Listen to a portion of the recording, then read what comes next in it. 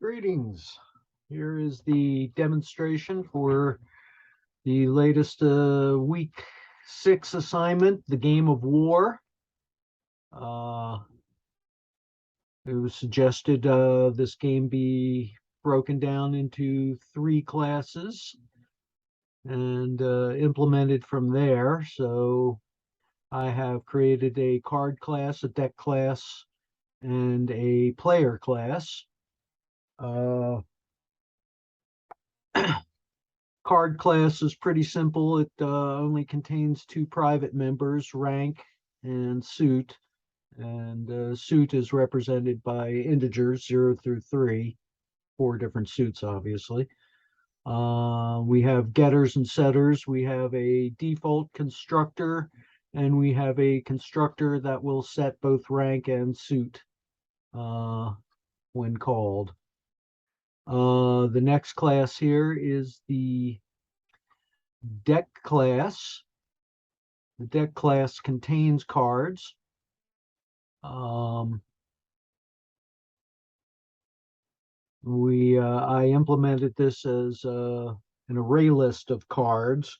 I originally was going to use a hash set of cards because hash sets are unordered and only allow unique members. But I found that in order to perform any of the operations I needed to perform, such as extracting specific elements from the set, I would have had to have converted the set to an array set in the first place. So rather than incurring all the extra work, I've implemented the deck as an array list of cards, as you see here. We have a default constructor, and then a specific constructor, if you pass it a Boolean switch, as I've done here, it will not only create the array list, but it will populate it with 52 cards, 4 suits, and 2 through 14 ranks, with 11, 12, 13, and 14 being the Jack, Queen, King, and Ace of any given suit. So there's the constructor for that. Once the deck is fully populated, I call collections shuffle, which will shuffle the deck. So if I call this constructor with true, I'll return with 52 cards, a deck of 52 cards that are already shuffled. We have a method to get the size of the deck, because the deck is not just going to be the deck of cards, but it will also be any of the subsets of cards, the 2 player hands and the discard pile. So any of those piles of cards can be thought of as a deck of cards. So I can return the size of a given deck. I have some helper functions that help me develop it, so I can print the deck. I also have a function to deal a card. So if my deck size is larger than 0, in other words, I have cards to deal, I'll take the last element in the deck size -1. I'll remove that and return it through the function. So when I deal a card, I get that card, I remove it from the deck, and I pass it on. If there are no cards in the deck, I simply return a null.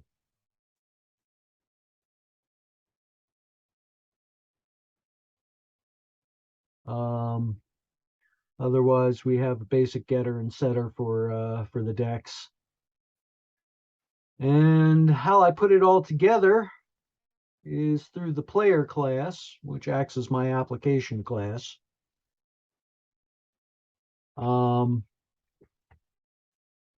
So first I create a deck of cards, fully populated 52 shuffled cards.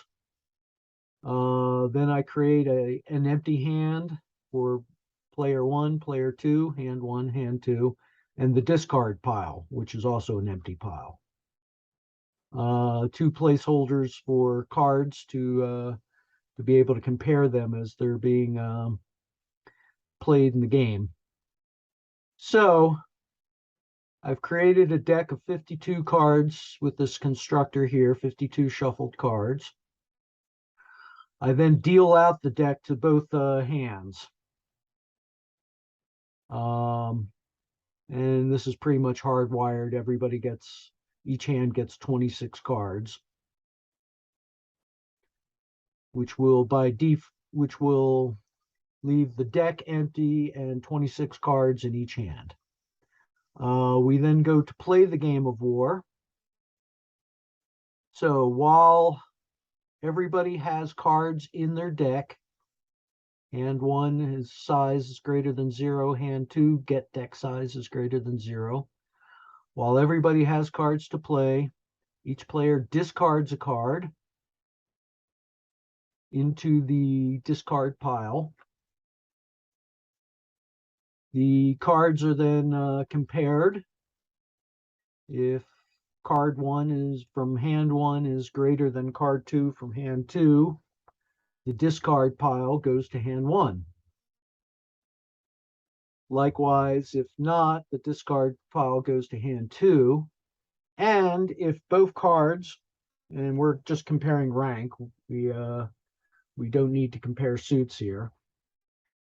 If both cards are equal, we have a condition for war, which means each player discards 3 additional cards. Now, if a player happens to run out of cards during this discard of the 3 cards here, that will not cause any errors. It'll fail gracefully because, again, if you're dealing a card with a 0, with a deck of size 0, you'll simply return null.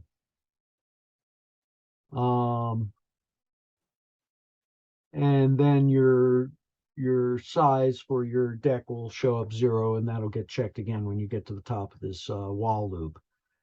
If you are in the condition of playing war, you discard 3 cards. In the real world, those would be the 3 face down cards. And then you come back to the top of the loop where you discard your 2 face up cards and begin the play all over again. This loop will continue until one of the players has exhausted their deck size to 0.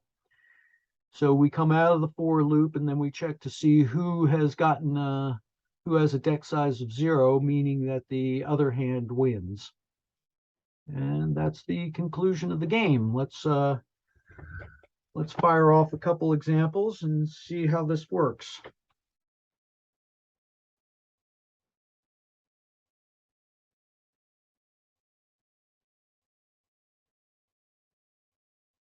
Hand one wins. Hand one wins again. And one wins again, and again, and again, and again. And 2 wins. And 1 wins. And 2 wins. So without stepping through it, this does go through all the cycles of a game of war. It does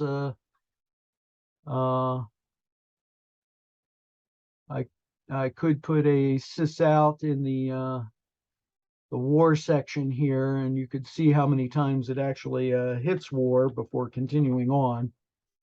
But this game does play through to its conclusion. That's pretty much all I have to say about it. See you for the next assignment.